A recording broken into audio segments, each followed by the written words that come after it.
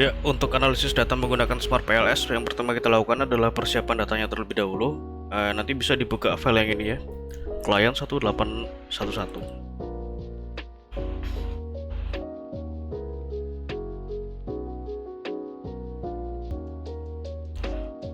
Oke, seperti ini. Nah, nanti yang digunakan adalah data ini ya, data edit ini. Jadi sheet yang data edit ini yang digunakan untuk analisis. Oke, setelah seperti ini, datanya nanti disusun seperti ini. Kita buat dulu format CSV. Nah, CSV itu adalah format data yang nanti akan dimasukkan ke dalam aplikasi Smart PLS. Caranya, kita ini copy dulu ya. Jadi yang di copy ininya saja, X1.1 ini, jadi nama dari kuesionernya ini kita copy, dan datanya seperti ini kita blok seperti ini, klik kanan, copy, lalu kita klik file, kita buat file baru seperti ini, lalu kita paste. Nah, seperti ini ya, kita paste, lalu klik file, save as, browse. Nah, di sini bisa diberi nama, contoh seperti itu, dan kemudian save as type, kita klik ganti ke CSV yang ini, lalu kita klik save. Nah, ini karena saya sudah buat, nanti menggunakan file yang saya sudah buat saja. Jadi seperti itu untuk bagaimana membuat file CSV-nya. Kemudian setelah ini ya, nanti ya CSV ini. Oke, setelah CSV-nya terbentuk, kita buka aplikasi Smart PLS.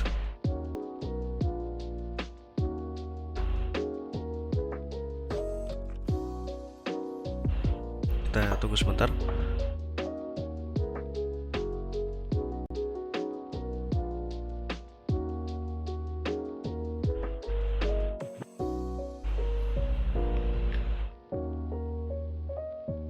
Nah, akan muncul tampilan seperti ini.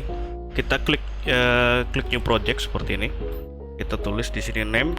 Kita tulis saja contoh seperti itu. Klik OK. Nah, kita archive dulu ya. Nah, seperti ini ya. Lalu kita masukkan data CSV yang tadi. Caranya, nah ini kan ada tulisan double click to import data, ini kita double click. Kita masukkan data yang tadi, nah ini CSV ini, klik open, lalu OK. Nah, akan muncul seperti ini tandanya bahwa data sudah masuk ke dalam aplikasi Smart PLS. Ini kita bisa close. Kemudian kita buat model penelitiannya sesuai dengan yang ada di hipotesis. Caranya ini ya, double klik ini, yang contoh ini kita double klik. Nah, seperti ini. Nah, ini untuk indikator ini nanti kita masukkan ke dalam lembar kerja. Nah, kita memasukkannya itu berkelompok sesuai dengan variabelnya. Jadi caranya seperti ini. Kita klik X1.1 ini, kemudian kita klik X1.16. Nah, seperti ini ya. Kita drag seperti ini ya. X2.1, tekan shift, X2.10. Nah, seperti ini, jadi berkelompok sesuai dengan variabelnya.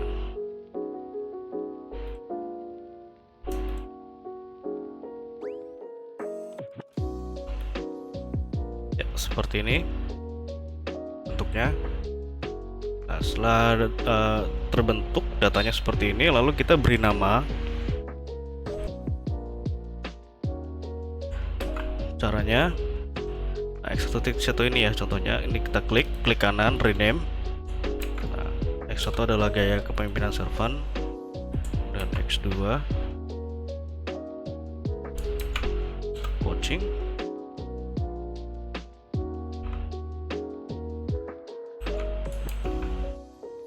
X3 itu transformasional, kemudian Y1,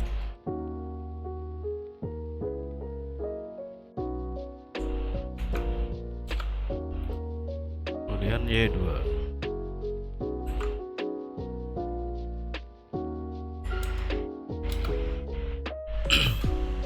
Nah, setelah seperti ini, lalu kita buat model penelitiannya. Jadi untuk modelnya itu bisa menyesuaikan ya, yang penting itu nanti nilai-nilainya itu tidak tertutupi. Jadi untuk model Smart PLS ini mungkin berbeda dengan kerangka penelitiannya. Oke, kita rapikan dulu seperti ini ya. Lalu kita pindahkan ini ya, variabel konstruknya ini menggunakan menu Allegin ini. Jadi kita klik X1, kita pindahkan ke sini. Nah, seperti ini.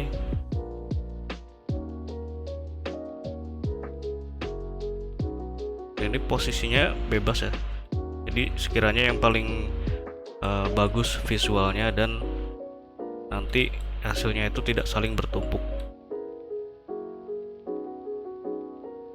Oke, seperti ini. Lalu kita hubungkan menggunakan menu ini, connect. Jadi X2 ke Y1, X1 ke Y1, X3 ke Y1, kemudian X2 ke Y2, X1 ke Y2, X3 ke Y2, terakhir adalah Y1 ke Y2. Nah, seperti ini. Kita bisa klik save. Nah, setelah seperti ini, lalu kita lakukan pengujian untuk outer dan inner model. Caranya klik calculate, kemudian PLS algorithm. Ini kita biarkan default, lalu start calculation. Nah, akan muncul seperti ini hasilnya. Yang pertama kita lihat adalah outer loadingnya terlebih dahulu. Nah, untuk outer loading ini minimal nilainya adalah 0,70. Jika di bawah 0,70 maka nilainya akan warnanya ini akan merah ya. Nah, ini seluruhnya sudah hijau, artinya untuk outer loading ini seluruh variabel konstruknya itu telah memenuhi kriteria validitas. Kemudian kita ke construct reliability and validity. Nah, di sini yang kita perlu perhatikan adalah nilai dari composite reliability, rombak alpha, dan AVE. Nah, untuk AVE ini adalah validitas untuk variabel laten. Jadi nilai minimalnya adalah 0,50. Nah, ini seluruhnya sudah di atas 0,50, maka untuk seluruh variabel latennya ini dikatakan valid. Kemudian untuk reliabilitas di sini ada dua. Yang pertama adalah rombak alpha dan composite reliability. Nah, ini nilai minimalnya adalah 0,70. Nah, ini seluruhnya sudah di atas 0,70, maka ini dapat dikatakan seluruh variabel konstruknya ini reliable. Kemudian kita lihat juga nilai dari discriminant validity. Nah, discriminant validity di sini ada 3 metode ya, ada Warner-Laker, cross loading, dan ATMT. Ya, seperti ini. Tapi untuk kali ini kita menggunakan Warner-Laker aja. Ini dari 3 metode ini sebenarnya tinggal dipilih saja salah satunya yang mana. Yang paling mudah menurut saya adalah Warner-Laker kriterion ini. Jadi untuk pembacaan Warner-Laker ini nanti bisa dilihat di hasil interpretasi yang sudah saya buat untuk lebih mudahnya. Nah, ini seperti ini ya. Nah, ini ada nilai yang di bold. Nah, nilai yang di bold ini menandakan hubungan antara variabel X3 dengan X3, atau variabel ini dengan variabelnya dia sendiri. Dan ini nilainya harus lebih besar dibandingkan dengan variabel lain. Nah, kita contoh untuk X3. X3 ini dengan X3 nilainya adalah 0,817. Jika dibandingkan dengan variabel lain ini secara horizontal, maka dia lebih besar ke variabelnya sendiri. Maka untuk X3 ini tidak terjadi masalah multikolinearitas. Seperti itu ya. Jadi ini sudah memenuhi kriteria discriminant validity. Kemudian VIF. Nah, VIF nanti bisa diklik di sini. VIF kita menggunakan ini adalah inner VIF. Jadi ada dua di sini, ada outer dan inner. Dan untuk VIF ini nilai maksimalnya adalah 5 ya. Di sini seluruhnya sudah di bawah 5, maka dinyatakan tidak terjadi gejala multikoleritas. Lalu kita lihat nilai R-square. R-square ini untuk melihat seberapa besar pengaruh variabel X terhadap variabel Y secara simultan. Nah, untuk variabel Y1 ini nilai R-square-nya adalah 0,377.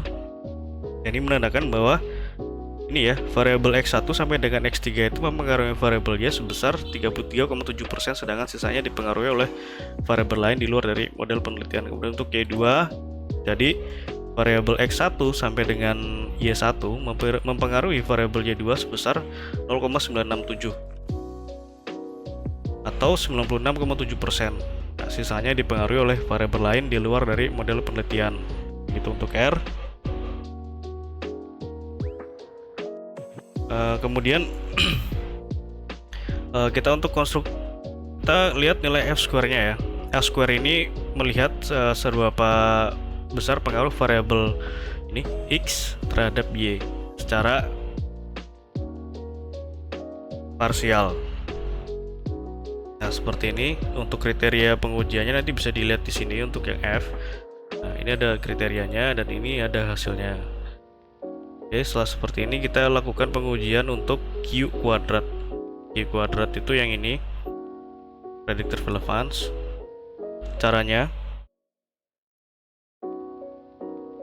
kita kembali ke model yang tadi, klik calculate, kemudian klik blindfolding seperti ini, lalu klik start calculation.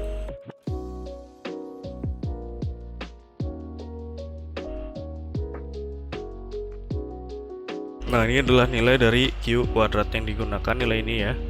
Untuk interpretasinya nanti bisa dilihat di sini untuk Q kuadrat itu. Jadi hampir sama dengan nilai dari R square tadi. Oke, setelah pengujian ini kita uji hipotesisnya. Ini uji hipotesis, caranya kita kembali ke model tadi, klik calculate, bootstrapping, start calculation. Tunggu sebentar. Nah, ini adalah untuk pengujian hipotesisnya. Jadi uji hipotesis ini yang perlu diperhatikan adalah nilai original sampel yang ini dan nilai p-value. Jadi original sampel ini menentukan arah pengaruhnya itu positif atau negatif. Kalau misalkan ini tidak ada tanda negatif, artinya untuk original sampel ini variabel X terhadap Y itu berpengaruh positif ya. Nah, ini kalau tidak ada tanda negatifnya berarti berpengaruh positif, dan untuk p-value ini menentukan apakah pengaruhnya itu signifikan atau tidak. Contohnya ini, jadi X1 terhadap Y memiliki pengaruh positif ya. Positif dan hubungannya itu adalah signifikan. Pengaruhnya itu adalah signifikan. X1 terhadap Y2 memiliki pengaruh positif signifikan. Jadi seperti itu untuk pengujiannya. Dan hasil-hasil ini nanti bisa di save. Caranya tinggal klik ini export to Excel, start to export. Nah, di sini sudah saya buatkan save filenya sesuai dengan tahapan pengujiannya. Oke, sekian untuk Smart PLS. Jika nanti ada kesulitan atau ada yang sekiranya belum dimengerti bisa ditanyakan. Terima kasih.